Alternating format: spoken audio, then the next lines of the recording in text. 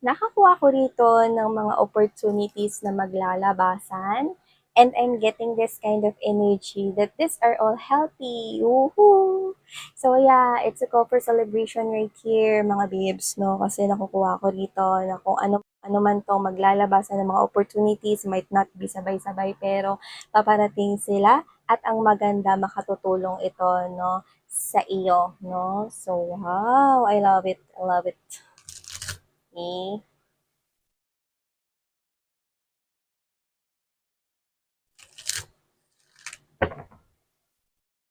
We have here the Six of Cups energy. This could be someone from the past, not necessarily your ex-person, but this could be someone you already know in the past. Could be an old friend right here. We're gonna find out, but I think someone here, no, na nag-exist na in the past, no, is gusto rito mag-exist ulit sa life mo. Okay, so pwede may naputol dito na oh, this person pushed you into your limits right here. Halos itinulak ka niya rito sa bangin right here. So this person is someone from the past who hurt you so bad. Yeah. And this person wants to re-exist in your life. Yeah. This person wants to re-exist in your life. So yeah. Let's find out what's happening here.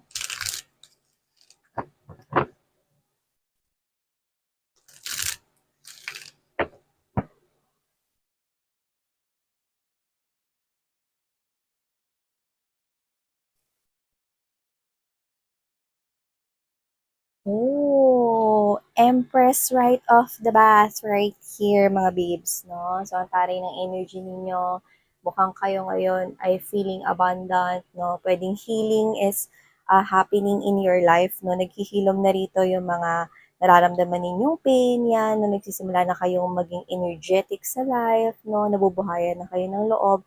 In short, nababasura mo na, no? Yung mga dapat ibasura rito sa iyong life. Yan ang Empress energy. This is you, you are strong, no? Hindi mo kailangan magpunta ng gym kasi matibay na rito ang yung spirit. So this is you, no, na nagsisimula ka ng bumangon sa yung life, yeah, no, at magkaroon rito ng pagbabago, no. So you're doing something, no, na may pwedeng kinalaman sa yung stability. Pag unlad sa yung pamumuhay, no, pwede rin naman na pag-asikaso sa yung sarili, no, and this is you, no, change is really happening for you guys, no? And it's happening talaga, no? I can see opportunities or opportunity na magbubukas sa'yo rito, no? Para sa mundo ng kasaganaan yan, no? So, pwedeng bagong opportunity sa kaperahan, ano man yan, no? So, it will happen sa iyo. So, wow, very abundant, no? At nakikita ko rito that you are the attractor of healthy options and opportunities. Oh, looks like someone here is watching you, preparing to talk to you, reach out to you, no? Pero kasi, no, malayo-layo pa rito mga babes, no? Tinatago niya lang sa kanyang bumbunan ang mga mensaheng gusto niyang sabihin sa'yo, no? Tingnan mo yan. Nakita mo ba yung mga mensahe sa kanyang bumbunan? Yan, no? Ang mga ibon yan, mga babes, no? Ang layo, no? So, ang dami niya ditong gustong sabihin sa'yo, pero nasa kanyang thoughts pa lamang yan. Isipin mo, no? Ang layo ng agwat ninyo nitong person na to, no? Kasi lumalabas siya dito bilang page, tapos nakatingin siya sa isang empress, no? So, pwedeng malayo na rin talaga ang agwat ninyo, no? And I think, pagdating rito sa inyong status in life, no? Or nakukuha ko rin dito na kasama na din dyan, no? Na kayo is feeling more positive in life, no? At siya mukhang hindi siya feeling more positive, no? Kasi nakuha ko rito ng negative thoughts and feelings, no? Dito sa situation na ito with you, collective, no? So, muntik ko nang banggit yung Taurus kasi Taurus and Libra energy to mga babes, no? Itong Empress, pero doesn't have to be na Taurus at Libra lamang tong sign na to, no? Kaya nga hindi ako nagbabanggit dito ng ng mga zodiac signs kasi it's not important talaga, no? And it will bring kalituhan. So, just focus on the storyline, no? But in the tarot, ang Empress is shared energy ng Taurus and Libra, kaya ko yan binanggit, okay? Kasi when we see Taurus, maaaring nag-i-embodies ka ngayon, no? That you're working on your stability. Kasi yun yung katangian ng isang Taurus, eh. Okay? Ang focus sa kanyang stability, money, finances, growth. Yan, no? Hindi mo kailangan maging Taurus, honey. Ibig sabihin, meron kang karakter ng isang Taurus na masipag ka ngayon na palaguin ang iyong life, no? Especially pag ito ay may kinalaman sa kapirahan. At meron nga sa'yo rito nakamatsyag nakatingin dito. Sa'yo na nga alamin natin sino ba yan, no? Pero ang layo ng agwat ninyo, no? You are receiving a lot of positive, no? And this person is I think kabaliktaran nun, no? At tingnan mo naman, isa siyang page dito, okay? This could be literally younger than you by age, but I don't get that strongly. But I mentioned it kasi nakuha pa din natin. So, whatever the case may be, dami niyang gustong sabihin sa'yo na pero hindi niya pa yan sinasabi na sa isipan niya na, oh, this is the person who betrayed you to the point, no, na nasaktan ka na nga niya, no, tinodo niya pa rito. So, this person brings a lot of pain in your life. And this could possibly be your past person right here or someone from the past, no, na tinuldukan mo na. Kasi ang Empress is not giving any attention to any drama. So, hindi ka na para lumingon rito sa past. So, maaari talagang high chance na kinat mo na itong tao na to. Whether this is your old friend or this is your old lover right here, tuldok na talaga mga babes, no, ang ginawa mo rito sa inyong connection. So, kung sino man to, this person is watching you, okay? And I'm sensing some kind of an anger. Jealousy it is. Meron siyang gustong malaman rito. Yan. And I'm hearing, nakaw. Yan mga babes, no? So, maaring ninakaw niya rito, no, ang ref niyo. So, whatever the case may be, doesn't have to be, pero pwedeng nagtangay nga siya ng kabit, no? Before, or may kinuha siya sa'yo. I think ninakaw niya rito yung happiness mo in the past. Yeah. This person betrayed you, so this person did cost you a lot of heartbreak right here. Tinodo niya yung heartbreak, so talagang ninakaw niya rito, no, yung parang happiness mo in the past, no? And this person right here is now trying, no, to see with the word nakaw, I'm getting that meron siyang gusto ditong alamin, no, na may kinalaman doon sa nakaw. So, let's all find out what is that, no? See, major heartache, heart pain is right here. Oh. This person is definitely watching you. Oh, look at this other energy in here. We've got the Mahadera. The Mahadero right here. So, there is a high chance na meron siyang tao ngayon sa tabi niya. And maybe this is the person right here na pinuntahan niya, no? Kasi with the Chariot card right here, umalis ito sa connection ninyo in the past, no? Lumaya siya, no? Pwedeng nagtago after niyang nakawin ng happiness mo rito, no? At pumunta siya, no, dito sa ating another energy na lumalabas rito, no? Si Nening Mapagmatsyag at isa rin na surveillance camera, no? Excuse me. So, maaring this is the third party. Okay? This could be possibly mga babes, no? Kung hindi yan yung past lover mo, no, pwedeng ito ay isang kasabwat dito, no? And I'm also getting that if this is your ex-lover, there's a third party, which is a someone else, no? Na nasa piling pa rin niya ngayon. So, yan. No? Oh! Okay. So, gusto niyang malaman kung sino na ngayon ang nakanakaw ng puso ng Empress daw niya. Empress daw niya. Empress daw niya. Ulit-ulit. Excuse me, matagal lang tapos yung sa inyo ng mga nakshis ko, no? So, bakit mo pa inaangkin ang mga nakshis ko? And first of all, yan, no? Kahit nung may ka-in relationship pa, pa kayo, guys, no? Nitong person na to, no? Hindi kanya pag-aari. Never kanyang naging pag-aari, no? So, in a relationship, no? The person, even if meron kayong relationship, hindi mo siya pag-aari, okay? So, this person right here, hindi kanya pag-aari, no? And mas lalong hindi kanya niya dapat tawagin na mine, no? Dahil wala kayo sa live selling. Sa live selling na nangyayari, mine yon crop top. Mine yon yung mini short mine. See, nabanggit ko yung mini kasi this person gives you the mini. Mini lang, no? Mini lang ng time niya. Mini lang ng kanya rito, no? Na effort sa'yo, no? In the past. Tapos ngayon gusto niyang alamin, no? Kung ano na ba daw ang nangyayari sa kanyang empress. Wow, ang lakas mo namang sabihin yan. Samantalang nandito, meron isang tao rito na nasa tabi mo pa. Diba? So, yun tong person na to, no? Na maaring ex mo nga, no? Tinatawag ka pa rin niyang mine, no? Tinatawag ka pa rin niya, mga babes, no? Na sa kanya rito, no? Habang may isang tao rito sa tabi niya, no? At gusto niyang alamin kung ikaw ay in relationship na. Kasi pwedeng ikaw yung, alam mo kasi nakukuha ko rito sa, energy mo, no? Na hindi ka ganun ka-open or hindi ka ganun ka-broadcast about your life, especially pagdating sa love life. Siguro gusto mo lang na tahimik, no? Ayaw mo lang ng masyadong maraming sausaw or maraming nakakaalam, no, ng buhay love life mo. So, pwedeng yung mga ka-close mo lang yung nakakaalam.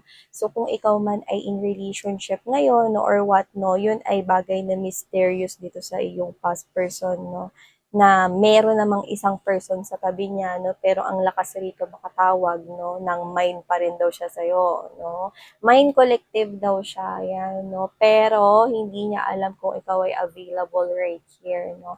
But I don't think na magiging available ka pa sa kanya kasi once the Empress make a tuldok, wala nang burahan. So, yan. Gusto niya alamin pala no, kung sino nagnakaw ng puso mo rito kasi wala siyang kaalam-alam, no. Tsaka alam mo, mga babes, no, with this Two of Swords energy right here, and there's this Queen of Wands, okay? Kung nasa tabi man niya tong third party ngayon, eh, wala nang kasiguraduhan tong relationship nila. Okay? Or hindi na siya sigurado rito sa third party na ito, yun na nakikita ko rito.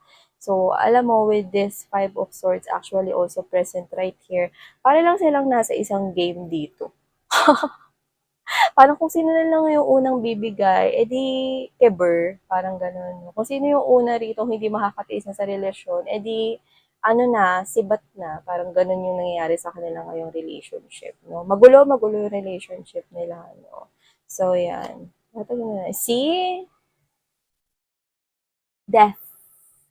Tapos ay tapos na, no? So mga babes, no, gusto niya pa magkaroon dito, no, ng new beginning sa inyong dalawa. No? Gusto niya rito, mga babes, no, na i-CPR ang connection ninyo, no, kahit na may isa pang tao dito sa tabi niya.